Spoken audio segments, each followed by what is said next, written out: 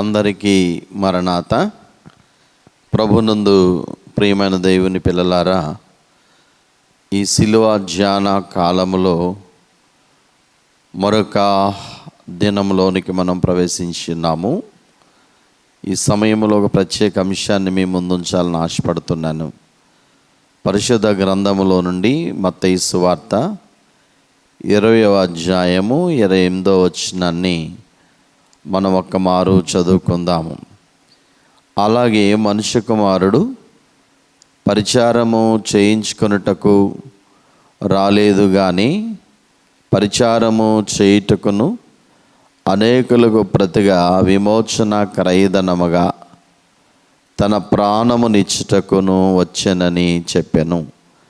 చిన్న ప్రార్థన. దయగల తండ్రి, ఈ మాటలు వివరించుటకు మీ ఆత్మ సహాయము నిమ్మని మమ్మలను బలపరచమని మంచి బోధకుడైన యేసు నామమున ప్రార్థిస్తున్నాను పరమ తండ్రి, ఆమెన్.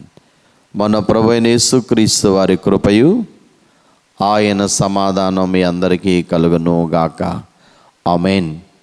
ప్రభునందు ప్రియమైన దేవుని పిల్లారా, ఈరోజు ప్రసంగ అంశం ఏంటంటే, యేసు ప్రభు మనలను వేటి నుండి విమోచించెను అనే అంశం మీద మీతో మాట్లాడాలని ఆశపడుతున్నాను. సాధారణంగా విమోచన అనగా బానిసలను చెల్లించడానికి ఇచ్చేటువంటి ఆ ధనాన్ని క్రయధనం అంటారు. ప్రభువైన యేసుక్రీస్తు వారు మానవులమైన మనలను ఏ విధమైన బంధకాల నుండి ఆయన విడిపించాడు, విమోచించాడు అని ఆలోచన చేసినప్పుడు మరి కొన్ని సంగతులు మీతో పంచుకోవాలని ఆశపడుతున్నాను. ప్రకటన గ్రంథము 5వ అధ్యాయం 9-10 వచనాల్లో కూడా, ఆ పెద్దలు నీవు ఆ గ్రంథమును తీసుకొని దాని ముద్రను ఇప్పుడకు యోగ్యుడవు, నీవు వధింపబడిన వాడవై నీ రక్తమిచ్చి ప్రతి వంశంలోనూ ఆయా భాషలు మాట్లాడేవారులను ప్రతి ప్రజలోనూ ప్రతి జనములోనూ దేవుని కొరకు మనుషులను కొని మా దేవునికి వారిని ఒక రాజ్యముగా యాజకులుగా చేసితివి గనుక వారు భూలోకమందు ఏలుదురని క్రొత్త పాట పాడుదురు. ఇక్కడ ప్రభు తన రక్తమిచ్చి సంపాదించినటువంటి ఆ విషయాన్ని మనం ఇక్కడ చూస్తాం. వాక్య భాగంలో నుండి మనం చూస్తున్నప్పుడు మొదటగా ధర్మశాస్త్రం యొక్క శాపము నుండి విమోచించెను. గలతీయులకు రాసిన పత్రిక 3వ అధ్యాయం 13-14 వచనాల ప్రకారంగా, ఆత్మను గూర్చిన వాగ్దానము విశ్వాసం వలన మనకు లభించినట్లు అబ్రహాము పొందిన ఆశీర్వచనము క్రీస్తు యేసు ద్వారా అన్యజనులకు కలుగుటకై క్రీస్తు మన కోసం శాపమై మనలను ధర్మశాస్త్రం యొక్క శాపము నుండి విమోచించెను. ఇందును గూర్చి మ్రాను మీద వ్రేలాడిన ప్రతివాడును శాపగ్రస్తుడని వ్రాయబడి ఉన్నది. చూడండి, యేసుక్రీస్తు ప్రభు ఆయన సృష్టికర్త అయింది, ఈ లోకంలోని శరీరధారిగా వచ్చి ఆయన చేసినటువంటి ఆ కల్వరిలో ఆయన చిందించిన రక్తాన్ని క్రయధనముగా అనగా మనల్ని విడిపించడానికి ఆయన రక్తమిచ్చి మనల్ని కొన్నాడు. దేని నుండి ఆయన మనల్ని విమోచించాడు, విడిపించాడు అనంటే ధర్మశాస్త్రం యొక్క శాపము నుండి విమోచించాడు. ధర్మశాస్త్రము మనిషి పాపి అని, ఆ పాపమునకి శిక్ష అని ధర్మశాస్త్రం తెలియజేస్తుంది, కానీ ధర్మశాస్త్రం మానవులను విమోచించలేకపోయింది శాపము నుండి. అందుకనే యేసు ప్రభు ధర్మశాస్త్రముల ఆజ్ఞలన్నీ పాటించి తన ప్రాణం అర్పించటం వలన ధర్మశాస్త్రము క్రింద ఉన్న శాపగ్రస్తులందరినీ ఆయన విమోచించినట్లుగా మనం చూస్తూ ఉంటాం. గలతీయులకు రాసిన పత్రిక 4వ అధ్యాయం 4-5 వచనాల్లో కూడా మనం చూస్తాం. అయితే కాలము పరిపూర్ణమైనప్పుడు దేవుడు తన కుమారుని పంపెను. ఆయన స్త్రీయందు పుట్టి మనం దత్తపుత్రులను కావాలనని ధర్మశాస్త్రమునకు లోబడి ఉన్న వారిని విమోచించుటకై ధర్మశాస్త్రముకు లోబడిన వాడు ఆయన. చూడండి, పూర్వకాలమందున్న భక్తులు వారు 10 ఆజ్ఞల ప్రకారంగా వారు నడవలేకపోయారు. అందరూ కూడా ఆజ్ఞలను పాటించలేకపోయారు. మరి రెండవ ఆదాముగా వచ్చిన యేసుక్రీస్తు ప్రభు, మొదటి ఆదాము సంతతి మానవులు దేవుడిచ్చిన ధర్మశాస్త్రాన్ని మీరారు. కానీ రెండవ ఆదాముగా వచ్చిన యేసుక్రీస్తు ప్రభు ధర్మశాస్త్రంలోని ఏ ఒక్క ఆజ్ఞను మేరకుండా ఆజ్ఞలన్నిటినీ ఆయన తూచా తప్పకుండా నెరవేర్చారు. అందుకనే ప్రభువు ఆయా సందర్భాల్లో చెప్పింది, నేను ధర్మశాస్త్రం కొట్టివేటుకు రాలేదు కానీ వాటిని నెరవేర్చడానికి వచ్చానని చెప్తాడు. కాబట్టి అందుకు ప్రభు ధర్మశాస్త్రముకు లోబడిన వాడు ఆయాడు. కాబట్టి ధర్మశాస్త్రము పాపము చేసిన వారిని శాపగ్రస్తులని, శాపగ్రస్తుడైన వాడు శిక్షార్హుడని చెప్తుంది కనుక ఆ ధర్మశాస్త్ర సంబంధమైన శాపము నుండి ప్రభు ఆయన మ్రాను మీద వేలాడి తన రక్తాన్ని క్రయధనముగా చిందించిన తర్వాత అట్టి విమోచన జరిగినట్లుగా మనం చూస్తాం. అందుకే ఇప్పుడు రోమాపత్రిక 8:1 కాబట్టి ఇప్పుడు క్రీస్తు యేసునందున్న వారికి శిక్షా విధియు లేదని చెప్పబడింది. ఇప్పుడు ధర్మశాస్త్రం మనం శిక్షించడానికి ఏ అధికారం లేదు ధర్మశాస్త్రానికి. ఎందుకంటే ప్రభువు దాన్ని నెరవేర్చి తన రక్తము చేత మనల్ని విమోచించాడు. రెండవదిగా తీతు పత్రిక 2:14 ప్రకారంగా దుర్నీతి నుండి ఆయన విమోచించాడు. ఆయన సమస్తమైన దుర్నీతి నుండి మనలను విమోచించి సత్క్రియల యందు ఆసక్తి గల ప్రజలను తన కోసం పవిత్రపరచుకొని తన సొత్తుగా చేసుకుంటకు తన్ను తానే మన కొరకు అర్పించుకున్నాడు. దుర్నీతి అనగా నీతికి వ్యతిరేకమైనది, అనీతి కార్యములు, అనీతి సంబంధమైన ప్రతి బంధకాల నుండి, ప్రతి విధమైన చెడు స్థితి నుండి ప్రభు మనలను విమోచించుటకు ఆయన తన ప్రాణమును క్రయధనముగా పెట్టినట్లుగా మనం చూస్తాం. యెషయా గ్రంథం 44, 21, 23 నుండి వచనాల్లో మనం చూసినప్పుడు, యాకోబు, ఇశ్రాయేలు వీటిని జ్ఞాపకం చేసుకునము, నీవు నా సేవకుడవు, నేను నిర్మించి తిని ఇశ్రాయేలు నాకు సేవకుడవై ఉన్నావు, నేను నిన్ను మరిచిపోజాలను, మంచు విడిపోనట్లుగా నేను నీ అతిక్రమములను మబ్బు తొలగినట్లుగా నీ పాపములను యెహోవా ఆ కార్యమును తుడిచివేసి ఉన్నాను, నేను నిన్ను విమోచించున్నాను, నా యొద్దకు మళ్ళుకొనుము. మరి మంచు విడిపోనట్లుగా ఆయన మన అతిక్రమాలని, మన యొక్క దుర్నీతిని, మన పాప బంధకముల నుండి ఆయన విడుదల చేయటకే ప్రభువైన యేసుక్రీస్తు వారు కల్వరిలో విమోచించడానికి, విడిపించడానికి క్రయధనముగా తన ప్రాణాన్ని అర్పించారు. 1 కొరింథీయులకు రాసిన పత్రిక 6:20 విలువ పెట్టి కొనబడిన వారు గనుక మీ దేహముతో దేవుని మహిమపరచండి అనే మాటలు. పాపపు నైతిక బానిసత్వము నుండి ప్రభు మనలను విమోచించాడు గనుక ఈ శరీరాత్మ ప్రాణాల్లో ఉన్న ఆ పాపపు బంధకాలన్నీ తొలగించాడు గనక, అనీతి స్థితి నుంచి విడిపించాడు గనక మనము ఈ దేహముతో ప్రభుని మహిమపరచాలి. ఎందుకంటే తన విలువైన రక్తాన్ని మన కొరకు చిందించారు. 1 యోహాను 1:9 మనం చదువుతాం, మన పాపములను మనం ఒప్పుకుని నెడలా ఆయన నమ్మదగిన వాడును నీతిమంతుడును గనక ఆయన మన పాపములను క్షమించి సమస్త దుర్నీతి నుండి మనలను పవిత్రులుగా చేయును అనే మాటలు. దుర్నీతి నుండి, మన పాపపు అనీతి కార్యముల నుండి, ఆ బంధకాల నుండి ప్రభు మనలను తన రక్తం ద్వారా విమోచించాడు. అందుకే విమోచన క్రయధనముగా తన రక్తమిచ్చి మనల్ని కొన్నాడు. ఇక మూడవదిగా హెబ్రీయులకు రాసిన పత్రిక 2:13 ప్రకారంగా మరణ భయము నుండి ఆయన మనల్ని విమోచించాడు అనగా విడిపించాడు. ఆ పిల్లలు రక్తమాంసములు గలవారైనందున ఆ ప్రకారమే మరణము యొక్క బలము గలవాన్ని అనగా అపవాదిని మరణము ద్వారా నశ్యము చేయుటకును జీవితకాలమంతయు మరణ భయము చేత దాస్యమునకు లోబడిన వారిని విడిపించుటకును ఆయన కూడా రక్తమాంసములో పాలువాడయ్యాడు. మరణం అనే భయం, పాపం ద్వారా వచ్చిన జీతం మరణం. ఇది మొదటి ఆదాము నుండి సర్వ మానవాళికి వచ్చింది. ప్రతివాని యొక్క రక్తములో ఈ మరణ భయం ఉన్నది. అదే అగ్నిగుండం. ఈ మరణ భయము నుండి విమోచించి మనలను ఆయన బిడ్డలుగా చేయుటకు యేసుక్రీస్తు ప్రభు సిలువలో ఆయన విమోచన క్రయదనగా తన ప్రాణం పెట్టాడు. భయము సహజమైంది. అయినప్పటికీ మానవుని జీవితాల్లో అనేక భయాలు ఉంటాయి. భయపడరాదు క్రీస్తు విశ్వాసి, భయపడరాదు అని దైవజనులు చక్కగా వ్రాశారు. కనుక ప్రభునందు ప్రియులరా, మనిషి అన్నిటికంటే భయపడేది మరణానికే.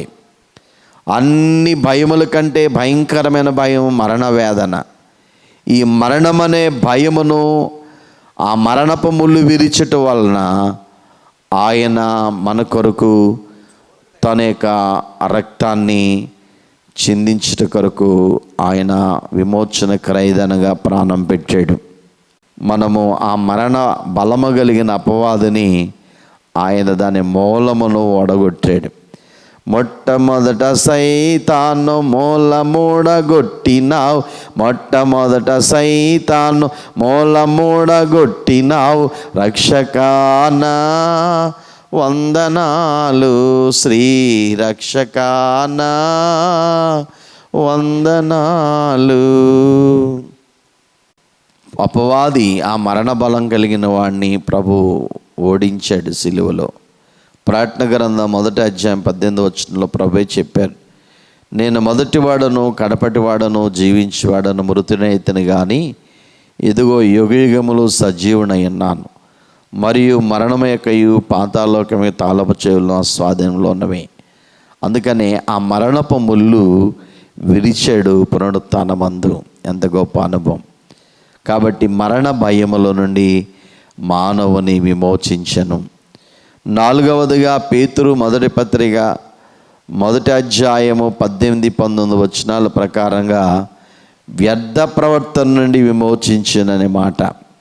పితృపారంపర్యమేమి వ్యర్థ ప్రవర్తన విడిచిపెట్టినట్లుగా వెండి బంగారముల వంటి క్షయ వస్తువుల చేత మీరు విమోచింపబడలేదు, కానీ అమూల్యమైన రక్తము చేత, అనగా నిర్దోషమును నిష్కలంకమునగు గొర్రెపిల్ల వంటి క్రీస్తు రక్తము చేత విమోచింపబడతారని మీరు ఎరుగుదురు కదా. చూడండి, వ్యర్థ ప్రవర్తన, పితృపారంపర్యమైన వ్యర్థ, అనగా మన పితరులు చేసినటువంటి అన్యారాధన, విగ్రహారాధన. ప్రియులరా, మన పూర్వీకులు చేసినటువంటి ఈ లోక సంబంధమైన ఆచారాలు, పద్ధతులు, వాటన్నిటి నుండి ప్రభు మనలను ఆయన రక్తము ద్వారా విమోచించి ఆయన ప్రత్యేకమైన పరిశుద్ధ జనాంగముగా చేసుకున్నట్లుగా బైబిల్ చెప్తుంది. నేటి దినాలలో క్రైస్తవులైన మనం కూడా అన్య సంబంధమైన ఆచారాల నుంచి మనం విడిపించబడ్డాం గనుక, ఆయన ప్రాణం పెట్టాడు గనుక, మనము కొనబడ్డాం గనుక, మరలా ఆ పితరులు పూర్వం చేసినటువంటి ఆ పద్ధతులు, ఆచారాలు ఇక మనం పాటించకూడదు అని బైబిల్ మనకి స్పష్టంగా చెప్తోంది. వ్యర్థ ప్రవర్తన అంటే ఏమిటి? రోమా 12:2, మీరు ఈ లోక మర్యాదను అనుసరింపక ఉత్తమమును అనుకూలమును సంపూర్ణమై ఉన్న దేవుని చిత్తమేదో పరీక్షించి తెలుసుకున్నట్లు మీ మనసు మారి నూతన మగుట వలన రూపాంతరం పొందుడి. చూడండి, మీరు ఈ లోక మర్యాదను అనుసరింపక అనే మాటలు, ఇది లోక సంబంధమైన ఆ అనుసరణ అనేది వ్యర్థ ప్రవర్తన. దాని నుంచి ప్రభు తను ఎప్పుడైతే సిలువలో ప్రాణం పెట్టాడో క్రయధనముగా, అప్పుడే దాని నుండి మనం విడుదల పొందాం. మరలా ఆ పూర్వపు ఆచారాల వైపు మనం తొంగి చూడకూడదు, లోకపు పద్ధతులు మనం పాటించకూడదు. 5వదిగా ఆయన అంధకార సంబంధమైన అధికారము నుండి విమోచించాడు. కొలస్సీలకు రాసిన పత్రిక 1వ అధ్యాయం 13వ వచనం, ఆయన మనలను అంధకార సంబంధమైన అధికారములో నుండి విడుదల చేసి తాను ప్రేమించిన తన కుమారునికి రాజ్య నివాసులుగా చేశాను. ప్రియులారా, ఈ లోకం ప్రభు అన్నాడు, ఈ లోకము నాది కాదు, ఈ లోకాధికారి వచ్చుచున్నాడు అన్నాడు. ఈ లోకం అపవాది వశములో ఉన్నది. లోకములో ఉందంట శరీరాశ నేత జీవడంబం. ఈ భయంకరమైనటువంటి ఈ లోకము చీకటి లోకం. ఈ లోక అంధకార శక్తుల నుండి, దురాత్మల నుండి, అపవాది బంధకాల నుండి ఆయన మనలను విమోచించాడు. అందుకే ప్రాణం పెట్టాడు. పెట్టి మనలను ఆయన కుమారునిక రాజ్య నివాసులుగా చేశాడు. పరలోక రాజ్య వారసులుగా మనలను చేశాడు. చీకటి సంబంధమైన వారము కాము అనే మాట. తెస్సలోనిక రాసిన మొదటి పత్రిక 5వ అధ్యాయం 5వ వచనంలో మీరందరూ వెలుగు సంబంధులను పగటి సంబంధులై ఉన్నారు, మనము రాత్రి వారము కాము, చీకటి వారము కాము అనే మాట. రాత్రి అనగా అపవాది సంబంధమైనటువంటి వారు, చీకటి అనగా పాపపు సంబంధమైన దురాత్మ శక్తులు. మరి వాటి నుంచి మనం విడిపించాడు. మన ప్రభువు వెలుగై ఉన్నారు అనగా పరిశుద్ధుడై ఉన్నాడు. మనమును పరిశుద్ధమనే వెలుగులో మనం సంచరించాలి. ఇది ప్రభు చెప్తున్న మాట. అందుకే మొదటి యోహాను 1వ అధ్యాయం 7వ వచనంలో మరి యోహాను గారు ఇలా చెప్పాడు, అయితే ఆయన వెలుగులోనున్న ప్రకారం మనమును వెలుగులో నడిచినడలా మనము అన్యోన్య సహవాస గలవారు యందుము. అప్పుడు ఆయన కుమారుడిని యేసు రక్తం ప్రతి పాపం నుండి మనల్ని పవిత్రంగా చేస్తుంది. ఆయన వెలుగులో ఉన్న ప్రకారం మనమును వెలుగులో నడిచినడలా ఆయనతో అనగా తండ్రితో కుమారునితో పరిశుద్ధాత్మతో అన్యోన్య సహవాసం గలవారై ఉంటాం. అప్పుడే యేసు రక్తం మనలను పవిత్రపరుస్తుంది. ఎంత మంచి అనుభవం. 6వదిగా మనం గమనించినట్లయితే ఆయన మనలను దుష్టకాలము నుండి విమోచించాడు.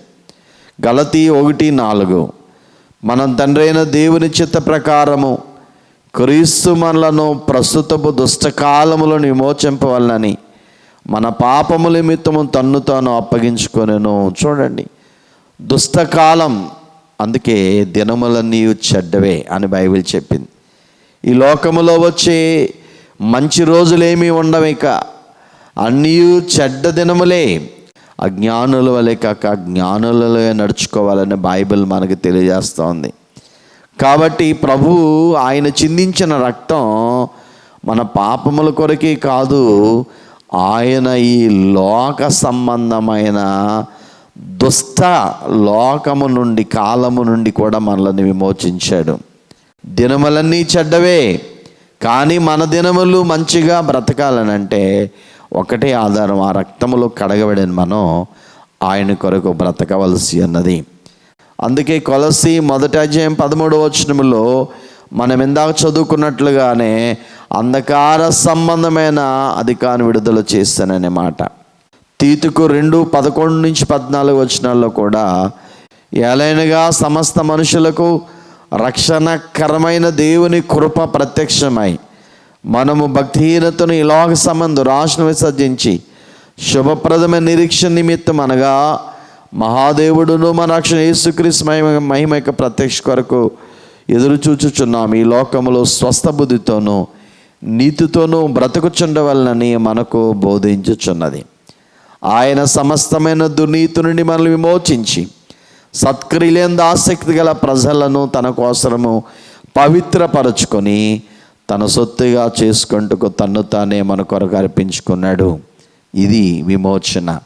యోహాను 17:15 నీవు లోకములో నుండి వారిని తీసుకుని పొమ్మని నేను ప్రార్థించట్లేదు, కానీ దుష్టు నుండి వారిని కాపాడమని ప్రార్థించుచున్నాను. 7వదిగా మనం ఆలోచించినప్పుడు రోమాపత్రిక 8:23 ఈ మాటలు చెప్పబడ్డాయి. 6 విమోచనలు జరిగాయి, 7వ విమోచన కూడా జరిగింది. అది రాకడలో నెరవేరుతుంది. చూడండి, అంతేకాదు ఆత్మిక ప్రథమ ఫలముల నొందిన మనము కూడా దత్తపుత్రత్వం కొరకు అనగా మన దేహం యొక్క విమోచనము కొరకు కనిపెట్టుచు మనలో మనం మూలుగుచున్నాము. 6 విధములైన విమోచనలు జరిగాయి. 7వ విమోచన ఈ దేహం యొక్క విమోచన. ఇది ఎప్పుడు జరుగుతుంది అనగా ఈ మట్టి శరీరం మహిమ శరీరంగా రూపాంతరము చెందే ఒక దివ్యమైనటువంటి అనుభవం. ఫిలిప్పీ 3:21 ప్రకారంగా సమస్తమును తన కొరకు లోపరుచుకొన జాలిన శక్తిని బట్టి ఆయన మన దీన శరీరమును తన మహిమ గల శరీరమునకు సమరూపము గల దానిగా మార్చను. అది 2వ రాకడ.